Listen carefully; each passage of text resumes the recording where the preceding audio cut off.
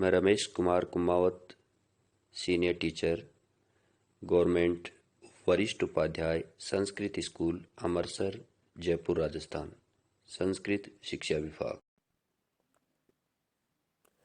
Hello everyone. कक्षा 10 विषय विज्ञान, चैप्टर 11 मानव नेत्र तथा रंग बिरंगा संसार। इस अध्याय को लेकर के हम चर्चा करेंगे और इसके पार्ट फर्स्ट को लेकर हम आए हैं।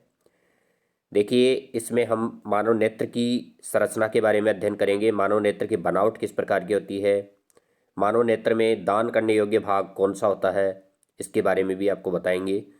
साथ ही साथ हम इसमें जो विभिन्न तंत्रिकाएं होती हैं उनके बारे में, कॉर्निया के बारे में और परितारिका के बारे में, दृक तंत्रिका के बारे में, इन सब के बारे में हम अध्ययन करने वाले हैं।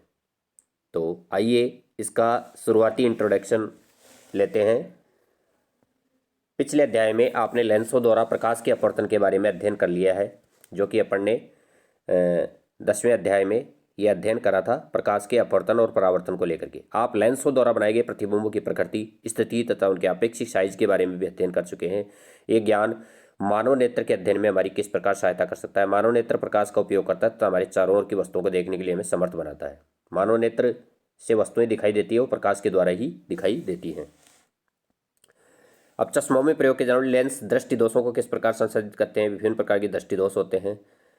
पिछले अध्याय में हमने प्रकाश तथा इसके गुणों के बारे में अध्ययन किया था। इस अध्याय में हम इन धारणाओं का प्रकृति में कुछ प्रकाशीय परिघटनाओं के बारे में भी अध्ययन करेंगे। हम इंद्रधनुष बनने, श्वेत प्रकाश के वर्णों और रंगों में प्रक्षेपित विभक्त होने, आकाश के नीले रंग के बारे में भी चर्चा करेंगे।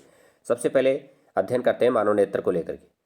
ये मानव नेत्र की बनावट चित्र दे रखा है 11.1 मानव नेत्र। इसमें आप देख सकते हो क्रिस्टलीय लेंस होता है बाहर की तरफ, नेत्रोद होता है, पुतली होती है, परितारिका होती है और स्वच्छ मंडल होता है, जिसको अपन कॉर्निया वाला भाग बोलते हैं। पक्षमापी पेशियाँ होती है इसके अंदर, एडजस्ट कर सकते हैं इनकी सहायता से हम। दृष्टिपटल होता है जहाँ पर प्रतिबिंब बनता है दृष्टिपटल पर, और ये दृक तंत्रिका है।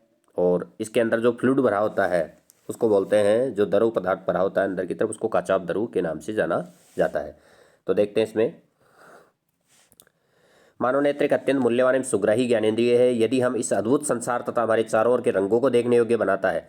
आंखें बंद करके हम वस्तुओं को उनकी गंध, स्वाद, उनके द्वारा उत्पन्न ध्वनि या उनको स्पर्श करके कुछ सीमा तक पहचान सकते हैं। फिर भी आंखों को बंद करके रंगों को पहचान पाना असंभव है।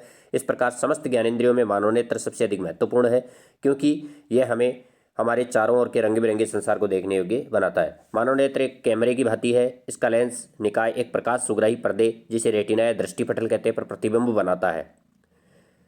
प्रकाश एक पतली झिल्ली से होकर नेत्र में प्रवेश करता है। इस झिल्ली को कॉर्निया स्वच्छ मंडल कहते हैं, और ये पतली झिल्ली वाला कॉर्निया वाला भाग होता है, यही नेत्रदान में दान किया जाता है। वेरी इंपॉर्टेंट, नेत्र दान करते समय कौन से भाग का दान किया जाता है, तो याद रखिएगा कॉर्निया भाग का ही दान किया जाता है, कॉर्निया या स्वच्छ मंडल का।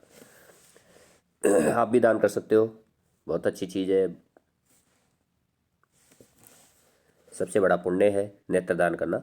यह झिल्ली नेत्र गोलक के अग्रपृष्ठ पर एक पारदर्शी उभार बनाती है। नेत्र गोलक की आकृति लगभग गोलाकार होती है। इसका व्यास लगभग 2.3 सेंटीमीटर होता है। नेत्र में प्रवेश करने वाली प्रकाश किरणों का अधिकांश अपवर्तन कॉर्निया के बाहरी पृष्ठ पर होता है। क्रिस्टलीय लेंस केवल विभिन्न दूरियों पर रखी वस्तुओं को रेटिना पर फोकसित करने के लिए आवश्यक फोकस दूरी में सूक्ष्म समायोजन करता है। कॉर्निया के पीछे एक संरचना होती है जिसे परितारिका कहते हैं।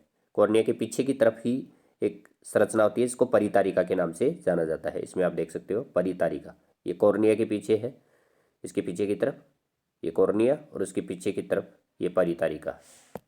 परितारिका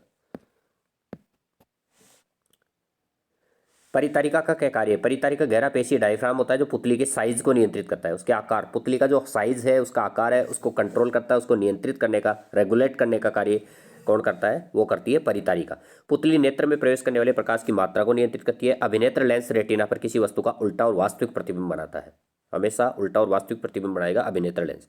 रेटिना एक कोमल सूक्ष्म झिल्ली होती है जिसमें वृहत संख्या में प्रकाश सुग्राही कोशिकाएं होती है।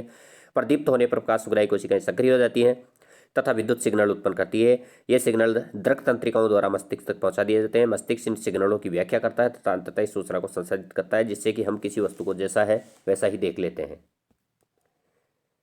नेक्स्ट, आज के लिए इतना ही। नेक्स्ट हम पढ़ेंगे नेत्र की समंजन क्षमता को लेकर के। नेत्र की समंजन क्षमता से आप क्या समझते हो, एडजस्टमेंट के बारे में, इसके बारे में अध्ययन हम नेक्स्ट सेशन में करेंगे। तब तक के लिए थैंक यू।